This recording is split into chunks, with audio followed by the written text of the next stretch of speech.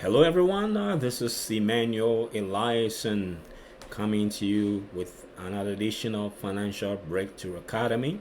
I trust you have had an awesome week and that all is well with your family. I'm privileged to come to you today again to go over one more session of our program, Financial Breakthrough Academy. Our objective is to help educate the community, provide valuable information that you can use to help in designing, implementing, maybe just going over a few things that you may want to consider when it comes to financial matters for you, your family, your business, your ministry, your community initiative, whatever is of importance to you. So it's my honor to be with you today again for another session of this broadcast. So we're going to go ahead and start with a few things. Let's start off with providing some disclosure information that you can see on the screen. Again, the basic premise here is that our goal is to provide education, right? So if you would like to implement any concept, any of the ideas we have here on this program, we do advise that you consult with a financial professional, get legal counsel, a tax professional to help you in implementing the ideas and concept that we are going to share here. It's solely for educational purpose. That's what the disclosures is basically telling us. So with that, we will go ahead and take a look. Today our topic is bridging the racial wealth gap. Bridging the racial wealth gap. You may well know that we are, of course, in the month of February, and as we wrap up this month, which is dedicated for Black History, we have been talking on a couple of our sessions here on some of the topics that relates to wealth and well-being within our community. Now, even if you're not a person of color like we are here, I believe some of the ideas may apply in one way or the other to you. But this particular podcast is geared towards addressing some of the information or the knowledge that we need to know, and perhaps maybe it may be just educational for you as well.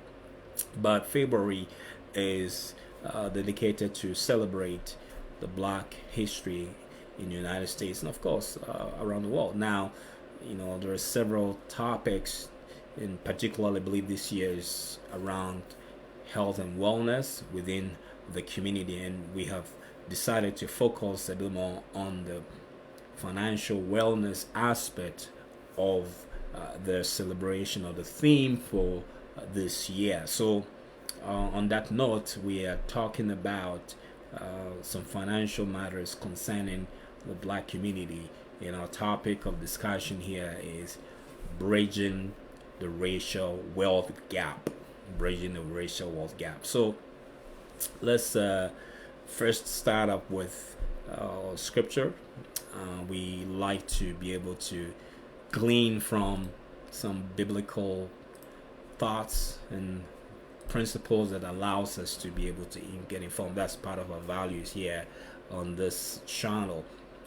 So the scripture here, it's in Galatians 6, 7, and 8 says, "Be not deceived, God is not mocked, for whatsoever a man soweth, that shall he also reap." So talking about wealth within the community, what we put in is what we will get out. What our efforts are in creating awareness, having the education we need, being able to implement some of the ideas and concepts. I believe that when we do that, based on this, principle of sowing and reaping, we'll be able to reap the result thereof for us. Now, some of them, the results may come, in the long term. Others may be short term, but whatever it is, there is a reward or a result that we can expect to receive as we do that. So anyway, that's our scripture baseline for our presentation today. Now let's look at a little quote here that is attributed to Nelson Mandela that says that we must work together to ensure the equitable distribution of wealth, opportunity, and power in our society. So, in line with the topic of bridging the racial wealth gap, I believe that Nelson Mandela really makes a great point about, you know, doing our very best to work together to ensure that there's equitable distribution of the wealth, opportunity, and power in society. And that this will come not automatically. We have to work at it as a community in through diverse means. Some people focus on some of the political and civil rights initiatives and other things from the community, from the spiritual side of church initiatives. So we've chosen to add our voice from the professional standpoint in the area of financial education. And I believe that if we equip ourselves, this saying by Nelson Mandela will truly mean a lot to us as we work together to ensure that not just on the other side of the equation, but we participate in this process of ensuring that there is equitable distribution of the wealth, opportunity, and power in our society. So, to the memory of Nelson Mandela, the quote here fits pretty well in our discussion here today. So let's go ahead and just to be a little bit more. Sometimes as we go ahead with the broadcast, you may have questions, or you may perhaps would like to know more about how to perhaps implement some of the concepts or some clarifications. You may go ahead and just text your name to the number on the screen, 720-575-1505, and we'll be able to reach out to you to provide a complimentary discovery call, to answer any questions that you may have on the topic or any other financial topic that may be of interest to you. Okay, so that's just on our way to the presentation itself. So today's presentation is inspired from a white paper that was put together entitled Two American Financial Plans, actually co-authored by Brent Kessel and Camelia Elliott, two CFPs, together with Akol Indefo Heaven. So I got hold of this white paper, and really in line with this month's celebration, I felt to bring it up and kind of highlight a few, I will say, key elements of that paper. I have a link of the full paper there. If you like to be able to go and download it and just take some time to read it, that would be great. You can go to the website, theracialwealthgap.com, and you can have a full access to the whole white paper. But I just want to pick a few things from that to share with us today, and looking at the fact that we are in a place of deal with two American financial plans, and that frankly speaking, if you take the next 50 years, the racial gap, how it will look like and what can be done about it. This overview presentation will not exhaust what a white paper and the research that was put in place talks about, but hopefully just gives you a little gist of what it is about and how we as a community can respond, and do our part in bridging. Again, our topic is bridging the racial wealth gap, and I think this white paper has a lot of information that we can truly make use of. So let's get to that. Now we start off with a few highlights that the paper brings up. Okay, it says that if you read it, it talks about the fact that 13 cents in black wealth is for every dollar in white wealth per this research. So if you take any dollar, $1, only 13 cents, belongs to a black community, black people, a black person, and a dollar goes to the white, and the whole concept of the paper and the research is that they went using data, available public data, and look at white family, white male, black male, in the 30ish, and extrapolate that if these two people were to go through life in their various stages from now to 2064, that just around that time the white man would have had a wealth of about $2.7 million, versus the black person would have had about $789,000 in wealth. Now, there are several metrics and data points that they are analyzed over the time period, but the bottom line is that the black person would have had about 70% less wealth in that time frame.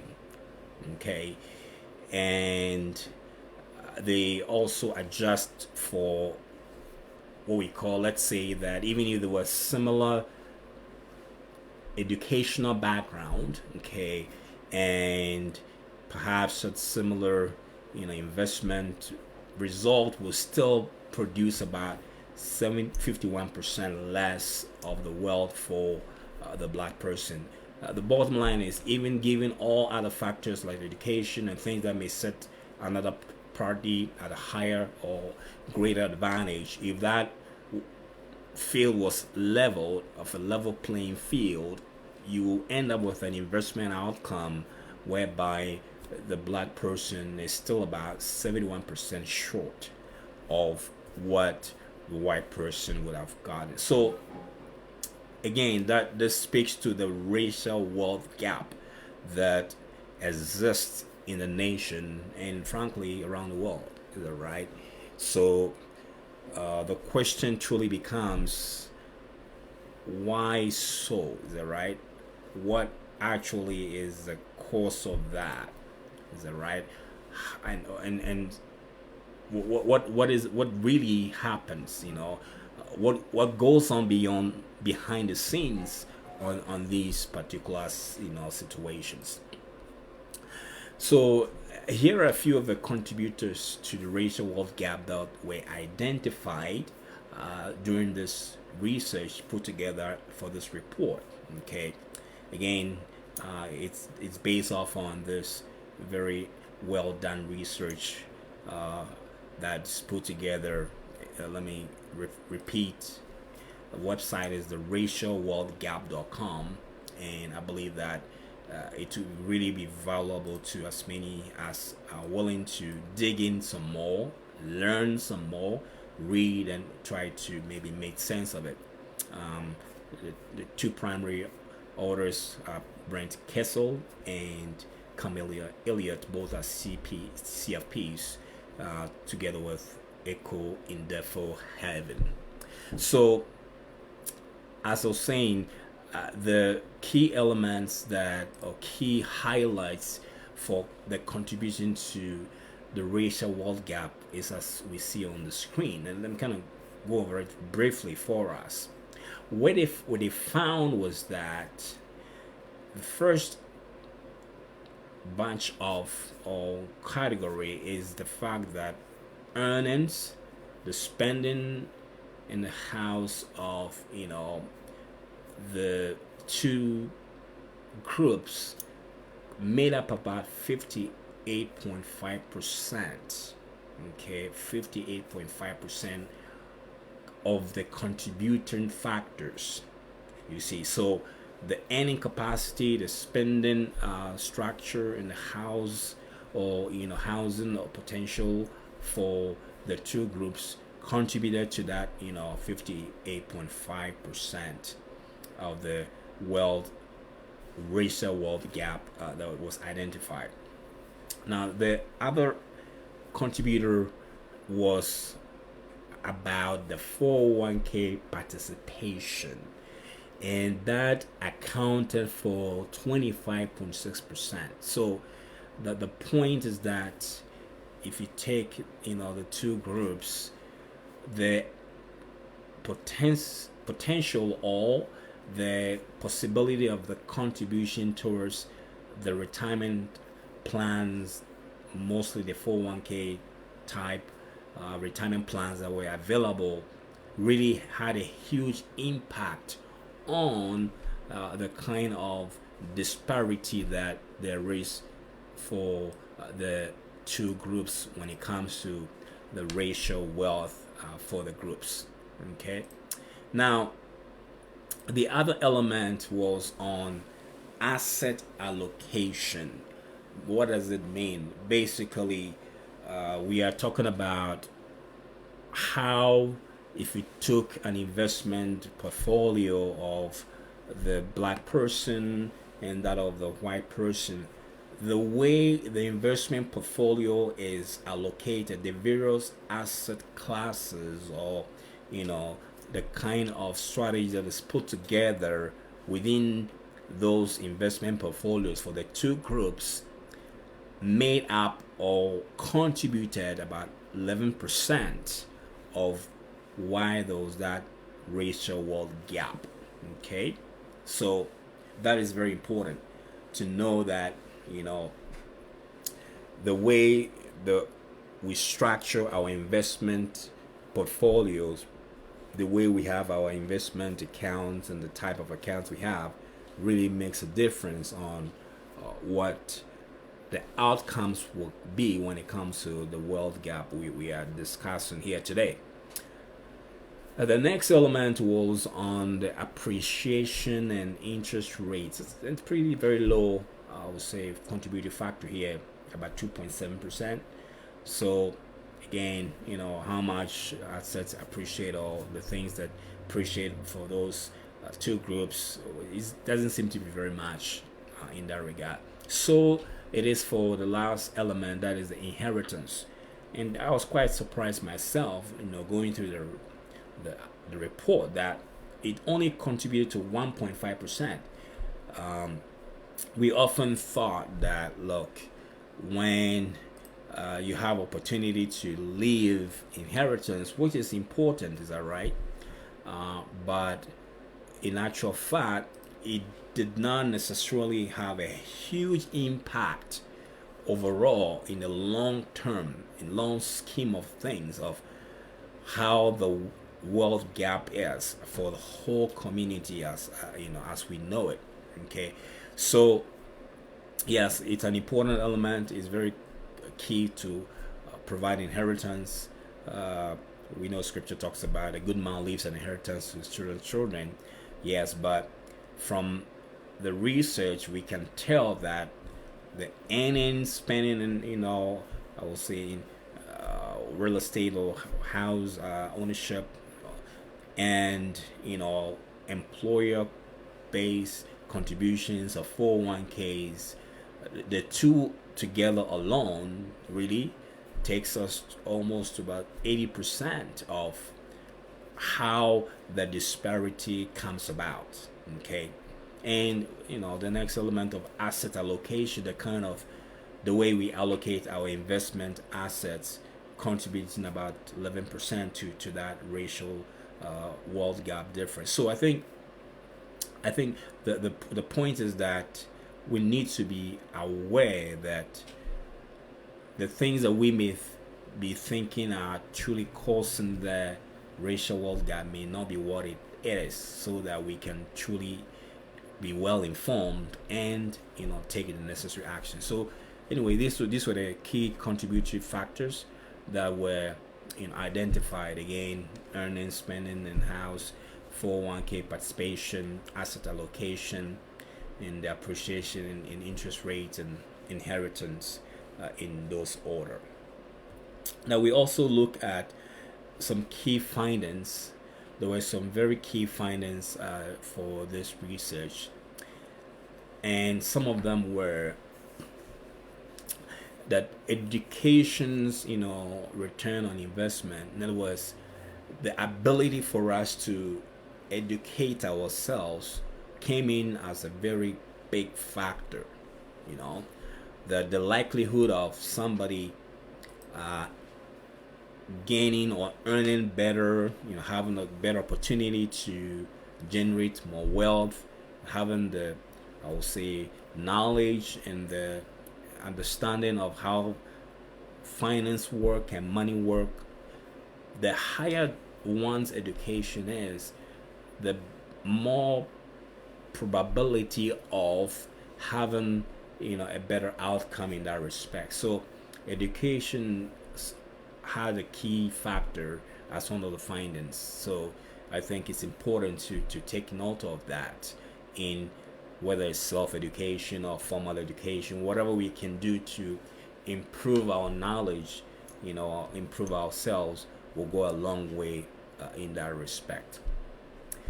There was also the element of employment opportunities. Okay, basically being able to have access to employment within the two race contributed to the wealth gap.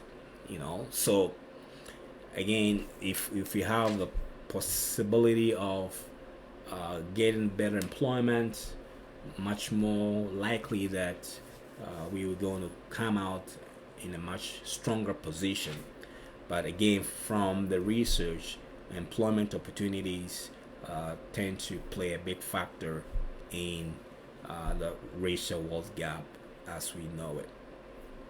There was an indication of another finding of mass incarceration being a big issue when it comes to the part of the reasons of the gap. Now, for example, whereas it is generally, research shows that the white people and black people perhaps commit a similar amount of, say, crime in the society, just research based, that not most likely, a black person is about 2.7 times more likely to have drug related charges, put on them, and perhaps 6.5 times more likely to be incarcerated versus the white counterpart, right? So that's statistics alone means that you're likely, if you have drug related charges, get incarcerated, and you're not able to then participate in the economy and the opportunities, it's likely it's going to reduce your potential to generate wealth, because guess what, all the factors and all the other implications of maybe not being able to get a job and all that comes into play, and it can be a detriment in the process. So that's another finding that was put up from this research that we are discussing here today. Now, there was also home ownership being another factor, and that's kind of ties in a little bit.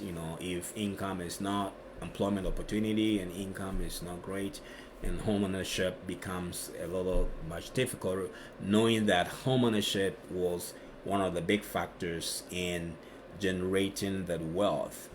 So if the black community doesn't have more access to home ownership, then the likelihood to generate more wealth is also impacted negatively. So that was another key finding there about the home ownership. Now, the other finding was in relation to governmental assistance.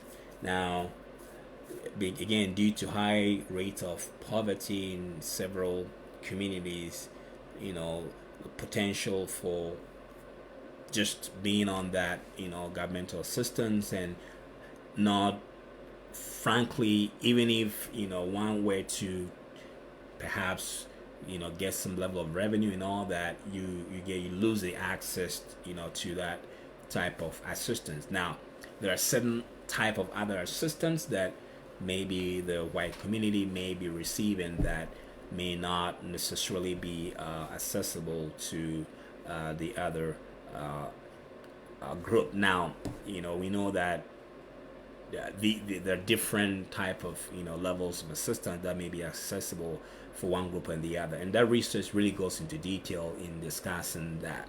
Again, I trust you take some time to look into the research, but this going through the highlights of it.